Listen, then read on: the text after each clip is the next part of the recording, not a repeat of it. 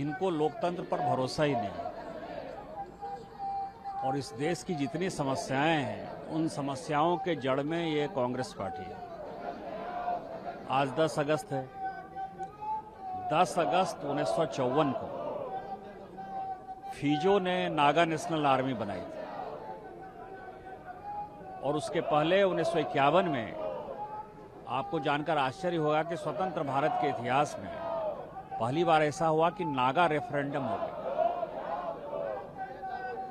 54 में फिजो ने national army बना ली, और उसका कारण यह था कि 53 में नेहरू जी ने यूएनयू के साथ, बर्मा के राष्ट्रपति के साथ एक समझौता कर लिया बाउंड्री का। नागालैंड के भूभाग को उसने बांट दिया।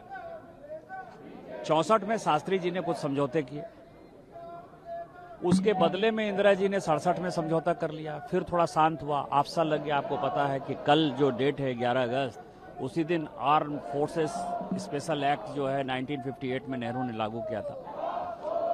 थोड़ा सा शांत हुआ। 1987 में फिर बर्मा के साथ जो है एक समझौता कर लिया राजीव गांधी जी ने। आज आप देखिए, मणिपुर अशांत है, नागालैंड अशांत है, मिजोरम के हालात क्या हैं। ये सारे चीज पैदा करने के पीछे किसका, कौन पार्टी है? कांग्रेस पार्टी है। यही नेहरू जी हैं, इंदिरा जी हैं, ये राजीव जी हैं। लोग कहेंगे कि मैं नेहरू जी के बारे में क्यों बोलता हूं, इंदिरा जी के बारे में क्यों, राजीव गांधी। क्या मणिपुर की समस्या खत्म हो गई? क्या नागालैंड की समस्या खत्म हो गई? मिजोरम की समस्या खत्म हो गई? मणिपुर की समस्या खत्म हो गई? यदि खत्म नहीं हुई तो उसके जड़ में क्या है? बर्मा के साथ आपने क्यों सीमा बंटवारा किया? नागा लोगों को आपने क्यों 2 भागों में विभक्त कर दिया? कुछ बर्मा में चले गए, कुछ ये चले गए। तो उसी मानसिकता के साथ चूंकि देश अभी ठीक चल रहा है, काफी हद तक नक्सलवाद और आतंकवाद पर जो है हमारी सरकार ने मोदी जी के नेतृत्व में, अमित शाह जी के नेतृत्व में जो है काबू कर लिया है, कब्जा कर लिया है। और जो नक्सलवादी गतिविधियों को बढ़ाकर ये वोट की राजनीति करते थे, उसमें इनको जो है बहुत भारी नुकसान नजर आ रहा है। उसी कारण से, इसी मानसिकता के कारण ये पार्लियामेंट नहीं चलने दे रहा है। सर, झारखंड में जिस तरह से बच्चों का प्रोटेस्ट चल रहा है, उस पर आज मार्च भी है। इस पर झारखंड सरकार के जो कुछ नेता वो कह रहे हैं कि बीजेपी इसके पीछे आता है, क्योंकि सरकार ने 98% मांगे मान लिए। यानी बीजेपी सभी चीज के पीछे होता है। यहाँ जब जंतर मंतर पर हुआ था, हमने तो नहीं कहा कि कांग्रेस का हाथ है, आम आदमी पार्टी का हाथ है।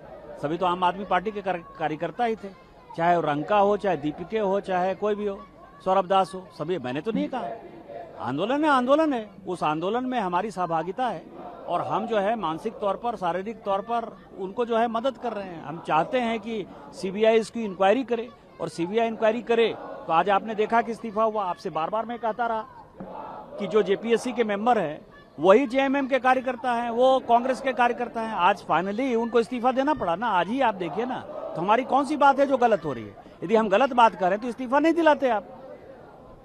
तो मैं आपको इतना ही कह सकता हूं कि झारखंड के बच्चों के साथ कांग्रेस, जेएमएम और आरजेडी ने अन्याय किया है।